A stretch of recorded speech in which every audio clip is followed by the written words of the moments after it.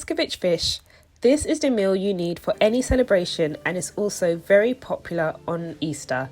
It's super quick and easy to make. So first of all, I'm going to start with preparing all my vegetables. I always like to get all the vegetable chopping out of the way early just because to me it's the most tedious part of the cooking process. So I start off by taking one medium onion and I chop it into rings. After that, I take 2 regular bell peppers of 2 different colours and I just slice these. So these bell peppers are going to bring some nice colour to our meal. So definitely try to get 2 colours if you can.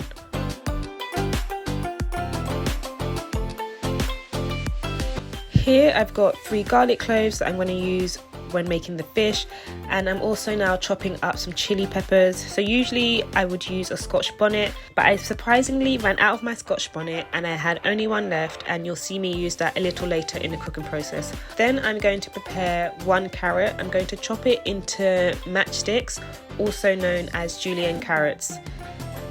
For seasoning the fish, I mix all my seasonings together in a bowl. I do this just because it makes it a lot easier to spread onto the fish. So I've got fish seasoning, salt, pepper and all-purpose. Now I am using red snapper fish, which is definitely the most popular choice for ESCOVITCH fish. And even though I had it cleaned in the store, I just clean it a little extra with some lemon.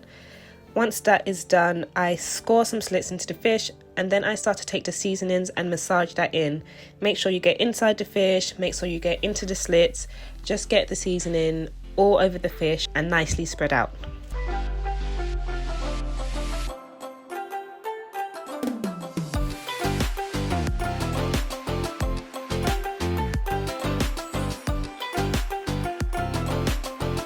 So with everything prepped, it's time to start frying the fish.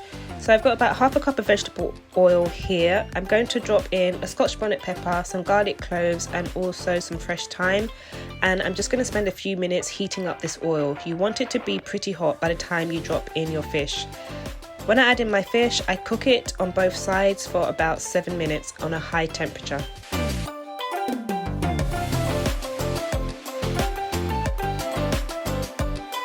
So feel free to adjust the amount of oil to suit, I guess, how healthy you want this meal to be. Some people do deep fry the fish. This is more of a shallow fry. It's totally up to you. Obviously, if you deep fry the fish, it's more oily, but probably more tasty.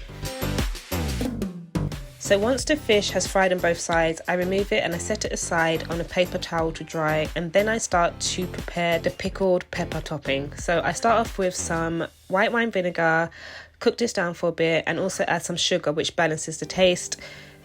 After this has cooked down for a little bit, I add some pimento and I also add some carrots. So I add the carrots first just because they take longer to cook. After a few minutes of cooking down the carrots, I add in my chili peppers and also my bell peppers, and I also cook these down for a few minutes. The last ingredient that I add are my onions because these cook super quick, and I just let this all simmer together for about 5 minutes and I season it with salt and pepper. Once you've got your pickled bell pepper topping done, you are basically done with this meal. So some people choose to put the topping on top of the fish and let it sit for a few hours, which lets the vinegar really seep through the fish. But depending on how impatient you are, you can definitely eat it straight away and it will still taste just as delicious. So this is a great meal for all the fish lovers. It's super fresh, very easy to make and absolutely delicious. If you like this recipe, please remember to comment, like and subscribe, and I'll see you in the next one.